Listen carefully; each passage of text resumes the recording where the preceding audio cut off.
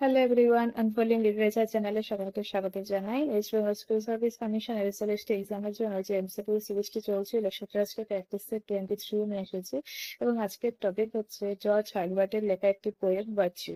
তো এই পোয়েম থেকে এখন এমসিকিউটি শুরু করছি এবং প্রথম এমসিকিউ রয়েছে, what is the central theme of the poem virtue? তো এই ভার্চু কবিতাটির সেন্ট্রাল থিম কি? A nature's beauty, B the brevity of life and the extreme eternity of virtue, C হচ্ছে সোশ্যাল জাস্টিস, ডি হচ্ছে love and loss. তো একের answer হয়ে যাচ্ছে B the brevity of life and the eternity of virtue. তো এই 20টি MCQ আমি করবো এখানে। তো 20টির মধ্যে তোমরা কত নাম্বার পাচ্ছ সেটা কিন্তু অবশ্যই কমেন্টে জানাবে। 2 number, what poetic device is primarily used in the structure of the poem? কি ধরনের পোয়েটিক ডিভাইস ইউজ করা হয়েছে এই পোয়েমে? A free verse, B heroic couplet, C quatrains with alternating rhymes, নাকি ডি ব্ল্যাঙ্ক ভার্স? তো অ্যান্সার হয়ে যাচ্ছে quatrains with alternating rhymes. 3 number, in the first stanza, what natural image is used to symbolize temporary beauty? তো temporary beauty বোঝাতে first স্ট্যান্জাতে কি মানে image use করা হয়েছে? A sunset, B a rose, C a star, a D a river? তো answer হয়ে যাচ্ছে বি এ রোজ। ঠিক আছে। 4 নম্বর, which line is repeated with variation to emphasize the transient nature of worldly things? তো এই যে পৃথিবীর সমস্ত জিনিস রয়েছে, পার্থিব জিনিস যে পরিবর্তনশীল, তো এই জিনিসটা মানে কোন লাইনটা বারবার রিপিট করে বোঝানো হয়েছে? A and all must die, B only a sweet and virtuous soul, C the root is ever in its place, D the time shall slide away? তো অ্যান্সার হয়ে যাচ্ছে এ and all must die। তো এটা দিয়ে কিন্তু বারবার transient nature of worldly things এই জিনিসটা বোঝানো হয়েছে। 5 number, what does the sweet day in the first standard represent? তো সুইট ডে বলতে কি বোঝানো হয়েছে? A joyful celebration, B heavenly after life, C temporal happiness and earthly beauty, D eternal life? তো এখানে অ্যান্সার হয়ে যাচ্ছে C temporal happiness and earthly beauty. 6 number, what quality is contrasted with the temporariness of natural beauty? তো কি quality contrast করা হয়েছে এই natural বিউটির সঙ্গে? ন্যাচারাল বিউটি যে টেম্পোরারি, এটার সঙ্গে কি কন্ট্রাস্ট করা হয়েছে? A power, B wealth, C virtue, D knowledge? তো ভার্চু কিন্তু মানে এটা কিন্তু পার্মানেন্ট, তো এটার সঙ্গে কিন্তু কন্ট্রাস্ট করা হয়েছে এই যে ন্যাচারাল বিউটির যে ক্ষণিকতা সেটার সাথে। 7 number, what kind of tone does the poem convey overall? তো কি ধরনের টোন রয়েছে এই পোয়েমে? A cynical, B celebratory, C reflective and solemn, D হচ্ছে অ্যাংরি অ্যান্ড রেবেলিয়াস? তো 7-এর আনসার হয়ে যাচ্ছে reflective and solemn. 8 number, what literary technique is used when natural elements are given human qualities in the poem? কি ধরনের literary technique use করা হয়েছে? ঠিক আছে। A simile, B hyperbole, C personification, D irony? তো answer হয়ে যাচ্ছে C personification. ঠিক আছে। ন্যাচারাল এলিমেন্ট গুলোকে এখানে হিউম্যান কোয়ালিটি দেওয়া হয়েছে, তো এখানে কিন্তু পার্সনিফিকেশনের একটা ডেফিনেশন দেওয়া আছে বলা চলে। 9 number, what does the sweet spring symbolize in the poem? তো সুইট স্প্রিং কি হিসেবে সিম্বলাইজ করা হয়েছে? A heaven, B youth and new beginning, C old age, D virtue? তো অ্যান্সার হয়ে যাচ্ছে young and new youth and new beginnings, option B.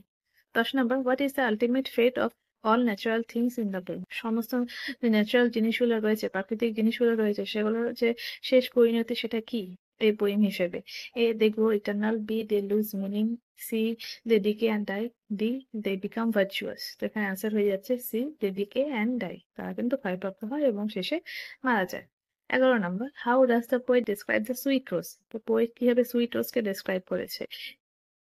A pale and fading, B angry and bitter, C radiant but doomed to fall, D fragrant but eternal? তো answer হয়ে যাচ্ছে C radiant but doomed to fall।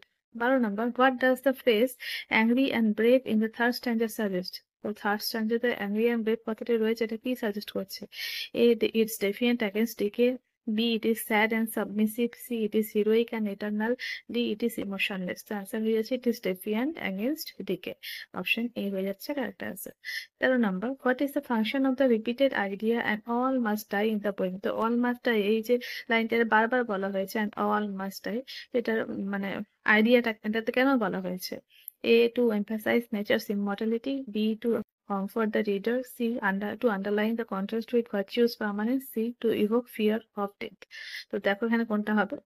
তো এখানে কিন্তু answer হয়ে যাচ্ছে option C, to underline the contrast with virtuous permanence. ঠিক আছে, কন্ট্রাস্ট বোঝানোর জন্য। 4 number, which stanza discusses the eternal aspect of virtuous soul? তো কোন স্ট্যান্সায় যে ভার্চুয়াস সোলের যে ইটারনাল যে অ্যাসপেক্ট রয়েছে মানে সবসময় সদা বিরাজমান, তো এটা কোন স্ট্যান্সাতে বোঝানো হয়েছে? A first, B second, C third, D fourth. Answer হয়ে যাচ্ছে D fourth. 15 number, what poetic form is virtue written in? কোন পোয়েটিক ফর্ম রয়েছে ভার্চু কবিতাটিতে? A sonnet, B ballad, C lyric poem, D epic. তো এটা কিন্তু একটা lyric poem, C হয়ে যাচ্ছে correct answer. 16 number, what happens to the virtuous soul according to the poem? তো এই পোয়েম অনুযায়ী ভার্চুয়াস সোলের অ্যাকচুয়ালি কি হয়? It dies like everything else, সেটা অন্যান্য জিনিসের মতনই মারা যায়। B, it turns into a flower, এটা একটা ফ্লাওয়ারে পরিণত হয়ে যায়, ফুলে পরিণত হয়ে যায়। C, it survives the test of time and lives forever, এটা মানে সময় নির্বিশেষে মানে বেঁচে থাকে সবসময়, মানে বেঁচে যায়। আর D হচ্ছে it disappears without a trace, আর এটা কোনো চিহ্ন মানে নিশ্চিহ্ন হয়ে যায়। তো এখানে 16 নম্বরের অ্যান্সার হয়ে যাচ্ছে it survives the test of time and lives forever।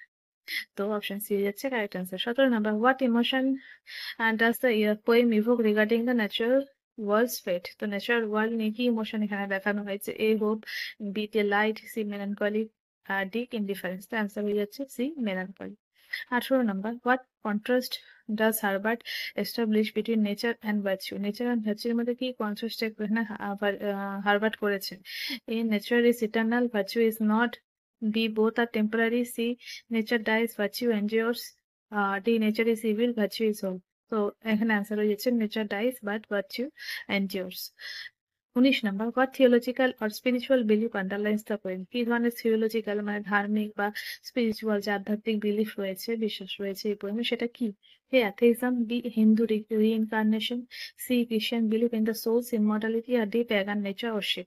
তো এখানে দেখো, এখানে কিন্তু খ্রিস্টান বিলিফের কথা বলা হয়েছে, কোনো অন্য কোনো ধর্মের নয়। তো অপশন সি হয়ে যাচ্ছে কারেক্ট আনসার, সি খ্রিস্টান belief in the souls immortality. Last question 20 number, what is the poet's ultimate message about how one should live? তো কিভাবে মানুষের বাঁচা উচিত, এখানে পোয়েট যে আলটিমেট মেসেজটা আমাদের দিতে চেয়েছে।